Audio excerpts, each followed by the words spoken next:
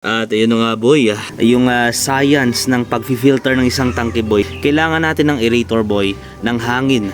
Para yung hangin boy, example ganyan iikot, magsi-circulate yung tubig boy, syempre running water. Iikot ng iikot yan dito boy. Tapos i-filter ng lava rock. Nakikita nyo. Morning boy. So eto na nga, uncle's gapin nyo boy. Sa araw na to boy, papakita ko sa inyo yung binili natin sa Shopee boy.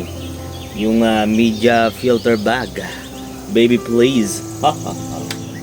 So yung discarded dito boy, syempre meron tayong lava rock boy. Hindi na ako gumagamit ngayon ng loads ng yung sponge filter, hindi ko na ginagamit sa ngayon yan. Yung ginagamit ko, lava rock baby boy, binili natin sa Shopee.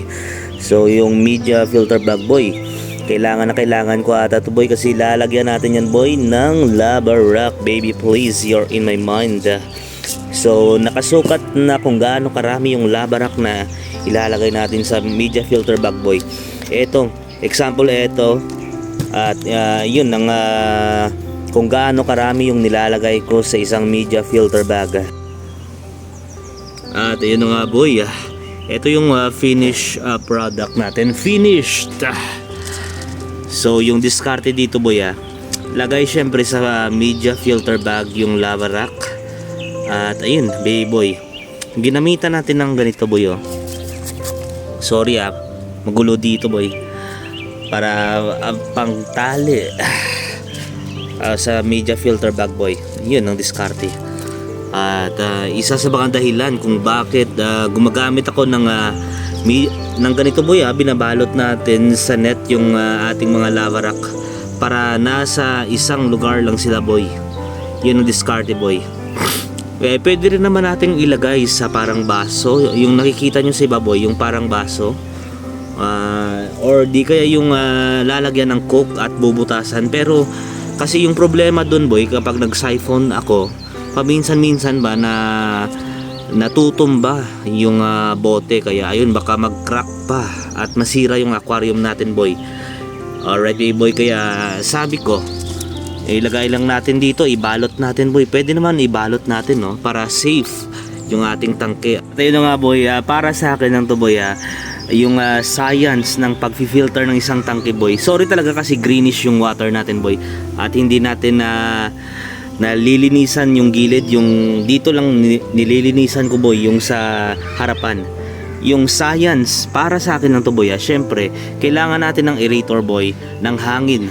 Para yung hangin boy, example ganyan iikot, magsi-circulate yung tubig boy, syempre running water. Iikot ng iikot yan dito boy. Tapos i-filter ng lava rock. Nakikita nyo. Example boy, may mga sponge filter kayo boy. Nagtataka ba kayo bakit yung mga dumi nasa gilid palagi ng sponge filter boy? Yan yung diskarte ng aerator boy. Kita nyo yung iba boy, malakas yung aerator nila para grabe mag-circulate yung tubig. Umiikot lang yung tubig na yan boy, parang hindi nyo nakikita syempre. Pero ayun na nga, iikot ng iikot yung tubig boy. Iikot yan ng iikot.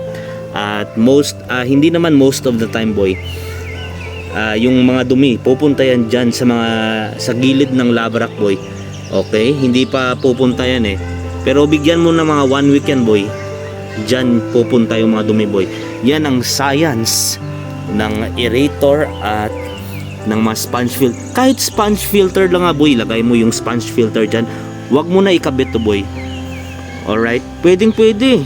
Hindi mo na kailangan talaga ikabit yung sponge filter na yan boy, kasi umiikot nga yung tubig dahil dito. Yan ang tandaan nyo boy, yan ang science ng pag-filter. At syempre yung pinaka-importante boy, yung good bacteria boy. Binabahayan ng good bacteria yan. Kaya minsan mag-siphon ako, hindi ko sinasiphonan talaga ng malinis na malinis boy. Yung gilid lang, yun lang talaga, para may matirang good bacteria boy. Alright, I love you so much boy. Sana may natutunan kayo. Sorry talaga boy.